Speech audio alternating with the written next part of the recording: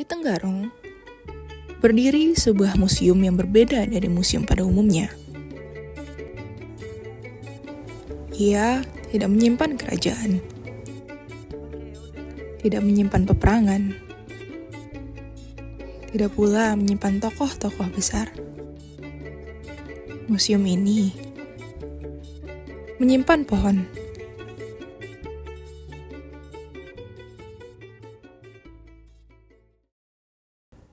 Namun, pertanyaan sebenarnya bukanlah apa yang disimpan di dalamnya, melainkan mengapa pohon-pohon itu harus berakhir di museum. Sebelumnya saya perkenalkan diri, nama saya Septian Hadi, kalau memanggil Boy Esos.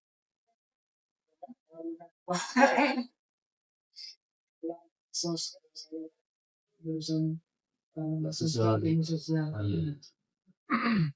Saya di museum ini selaku koordinator lapangan di Museum Kayu, di mana Museum Kayu ini berada di bawah Dinas Pendidikan, dengan kebudayaan lagi khususnya bidang kebudayaan, dari di bawah bidang kebudayaan itu ada namanya seksi cagar budaya dan permusiuman. Jadi permusiuman itu dibagi kepada seksi cagar budaya dan permusiuman.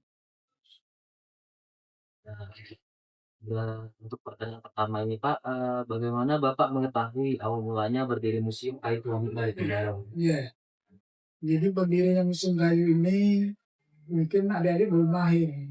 Ya, berdirinya tahun 1994. Jadi 94 itu di mana kejadiannya itu awalnya adalah melihat daripada kerusakan hutan yang terjadi di wilayah Kabupaten Kutai, khususnya Kalimantan Barat waktu itu mengalami kerusakan sekitar 25% dari hutan kita. Dan itu dikenal dengan kegiatan illegal logging. Mungkin adik-adik pernah baca illegal logging pada waktu itu. Nah, itu yang menyebabkan kerusakan hutan hampir di seluruh Kabupaten Kutai Kartanegara, Kalimantan Timur pada waktu itu. Oleh karena itu, pemerhati lingkungan yang berada di Kabupaten Kutai Kartanegara ini mencari pemikiran bagaimana supaya kayu-kayu ini nantinya masih bisa dilihat oleh generasi yang akan datang. Sehingga terciptalah suatu tempat yang di kemudian hari dikenal dengan Museum Kayu ini. Jadi awal berdirinya Museum Kayu ini daripada representasi kerusakan hutan. Karena hutan kita terutama kayu ulin, kalau ada adik lihat di dalam museum itu ada kita beberapa versi kayu ulin, dan juga ada kayu ulin yang masih hidup. Dan bisa lihat dari samping museum itu kayu ulin itu kalau kita penelitian lah gitu ya, bersama Fakultas Ilmu juga khususnya Fakultas Kehutanan pada waktu itu, ulin itu perkembangannya sangat lambat. Jadi 1 tahun itu cuma 1 senti sampai 2 senti. Nah, jadi kalau kita nanam sekarang, 100 tahun akan datang generasi kedua ketiga kita baru bisa menikmati. Oleh karena itu tidak menutup kemungkinan ulin itu akan langka bahkan punah sama sekali nanti. Jadi inilah alasannya yang kuat untuk kenapa Museum Kayu itu didirikan. Pada tahun 1990-an, Kalimantan menghadapi perubahan besar. Hutan yang selama ratusan tahun tumbuh perlahan mulai berkurang dengan cepat.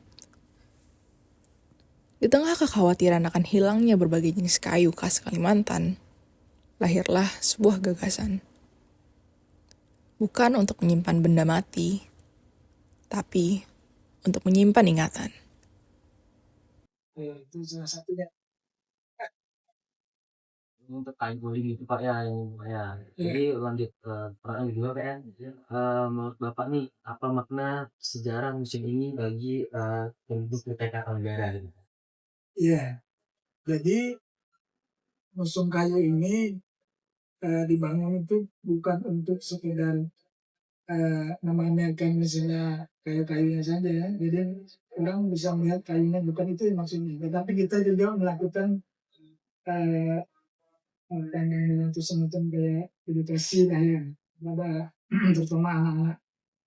Ya, bisa anak sekolah supaya tidak terlalu merusak hutan misalnya dengan kegiatan misalnya menanam pohon. Nah, itu salah satu seperti itu. Kemudian juga kita melakukan penanaman pohon.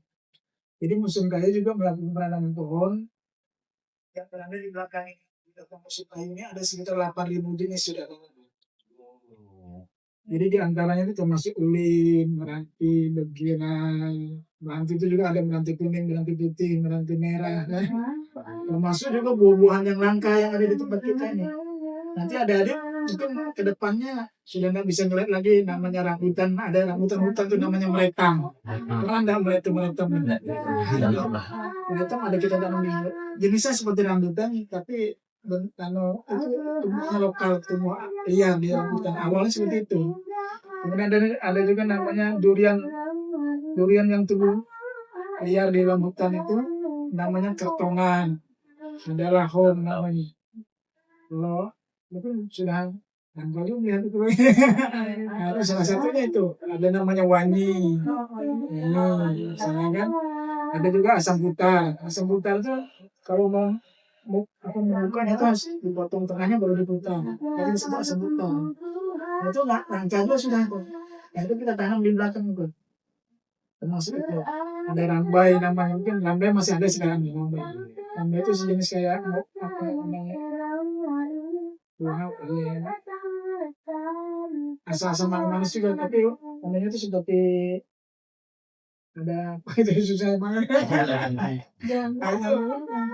Banyak kita tanam di belakang. Itu salah satunya. Jadi harapannya ke depannya itu memang musim kayu ini akan menjadi bahan perujukan untuk penelitian baik pada jenis kayu maupun biota. Itu ke depannya. Mudah-mudahan kalau itu misalnya nanti betul-betul dikelola, misalnya kan nanti ada anggaran yang ditambah lagi karena ini di belakang ini ada 50 hektar. 50 hektar. Untuk yang kita tanami baru sekitar 20 hektar. Masih banyak lagi yang kosong. Jadi ke depannya ya kalau ya Anda dan sebagainya mungkin.